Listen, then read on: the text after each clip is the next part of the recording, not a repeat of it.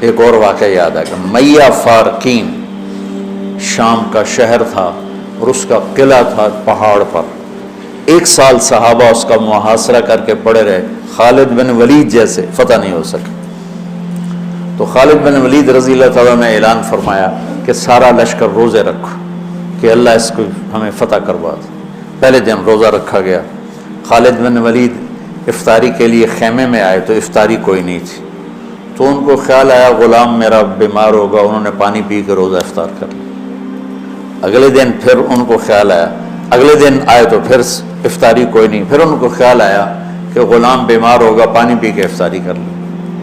تیسرے دن پھر افطاری کوئی نہیں تو اس کو بلا لیا.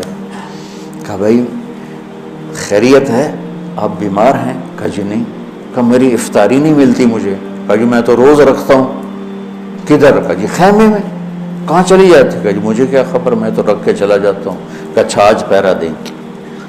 تو جب اس نے لا کے افطاری رکھی اور یہ ایک طرف چھپ کے بیٹھ گئے تو ایک کتا آیا اور خیمے کے پیچھے سے وہ گھسا اور وہ جو روٹی پڑی تو اس کو منہ میں ڈالا اور بھاگ پڑا.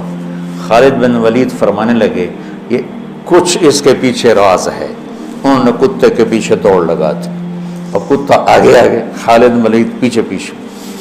تو وہ کتا ایک ندی سی تھوڑے تھوڑے پانی والی ندی میں گھسا, وہ بھی گھسے. آگے ایک چھوٹا سا سوراخ تھا, اس میں گھس گیا. خالد بن ولید لمبا قد اور پتلے جسم کے تھے, دیکھنے میں لگتے تھے جیسے کوئی مکے دی مار ہیں, لیکن انہوں نے پہاڑوں کو راستے سے ہٹا دیا. سیف اللہ, اللہ کی تلوار. زید بن, آپ نے موتا کا لشکر بھیجا تو آپ نے کہا تمہارے امیر ہیں زید بن حارثہ, یہ شہید ہو جائیں تو پھر جعفر ہیں آپ کے چچا زاد, یہ شہید ہو جائیں تو پھر عبداللہ بن رواحہ, یہ شہید ہو جائیں تو پھر جس کو چاہو امیر بنا لینا. تو خالد بن ولید رضی اللہ تعالیٰ عنہ کی پہلی جنگ تھی یہ موتا.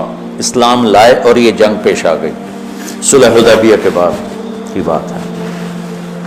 تو یہ موتا اردن میں ہے, میں وہاں 2 دفعہ گیا ہوں. زید بن حارثہ شہید ہو گئے تو جعفر تیار کیوں کہتے ہیں ان کو؟ کہ ان کو جھنڈا پکڑا تو انہوں نے ہاتھ کاٹ دیا, تو انہیں دوسرے ہاتھ میں لے لیا, انہیں وہ ہاتھ کاٹ دیا, تو کٹے ہاتھوں سے جھنڈے کو یوں چمٹا لیا, انہیں پیچھے سے کاٹ دیا تو جھنڈا گر گیا.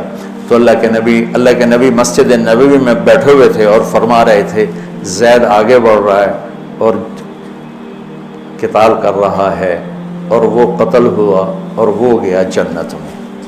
پھر آپ نے فرمایا اب جھنڈا جعفر نے اٹھایا ہے اور وہ آگے بڑھا ہے, اس کے دونوں ہاتھ کٹے اور وہ گرا اور وہ گیا جنت میں. اور اس کے دونوں ہاتھوں کے بدلے میں اللہ نے جعفر کو 2 پر دے دیے ہیں جس سے وہ جنت میں اڑتا پھرتا تھا. اس لیے ان کو کہتے ہیں جعفر تیار. یہ اللہ کے نبی کی خوشخبری تھی کہ جعفر کو اللہ نے 2 پر دیے ہیں جس سے وہ جنت میں اڑتا پھرتا ہے. پھر آپ نے کہا اب جھنڈا اٹھایا عبداللہ بن رواحہ نے, وہ آگے بڑھا, قتال کیا, قتل ہوا اور تھوڑے لمحے کے بعد فرمایا وہ گیا جنت میں. جھنڈا گر گیا, اب کوئی اٹھانے کی ہمت نہیں رکھتا. تو ثابت بن اکرم ایک انصاری صحابی ہیں, انہوں نے جھنڈا اٹھایا. کبھی جھنڈا پکڑو, ہاتھ سے نکل رہی ہے جنگ. تو لوگوں نے کہا تو ہی پکڑ لے, تو بدری آدمی. ثابت بن اکرم بدری صحابہ, کہا بھائی میرے بس کا نہیں ہے, کسی اور کو پکڑاؤ. تو افرا تفری میں کس کے منہ سے نکلا خالد کو پکڑاؤ, وہ نہیں پتہ چلا, شور شرابہ تھا.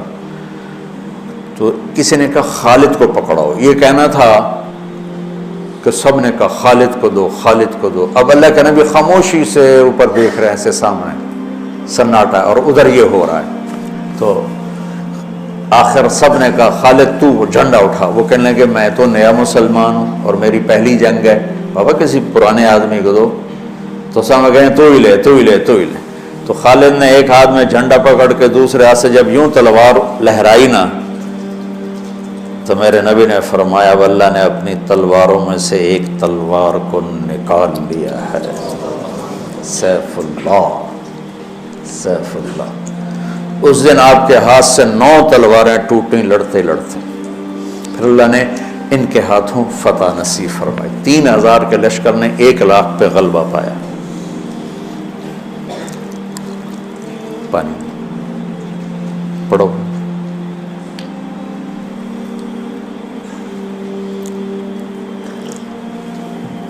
تو وہ اس سوراخ میں گھس گئے تھے، پتلے تو چلتے رہے سے رینگتے وہ سوراخ قلعے کے اندر جا کے کھلا۔ اللہ نے روزے کی برکت سے ایک کتے کے ذریعے سے راستہ دکھا دیا۔ تو حضرت خالد بن ولید نے کہا بھائی 100 آدمی تیار ہو جاؤ، پتلے پتلے، آج رات فتح ہے انشاءاللہ۔ تو ان کو لے کے گھسے، صرف 88 اندر جا سکے، 12 ذرا تھوڑے سے ہیوی تھے وہ نہیں گھس سکے، تو 88 آدمیوں کو لے کر وہ اس سوراخ میں سے رینگتے ہوئے قلعے میں داخل ہوئے اور جا کے حملہ کیا، اور اللہ نے دروازہ کھول دیا، اللہ نے فتح نصیب فرمائی۔ تو روزہ اور نماز دنیا اور آخرت کے کام بنانے کا وسیلہ اور ذریعہ ہے،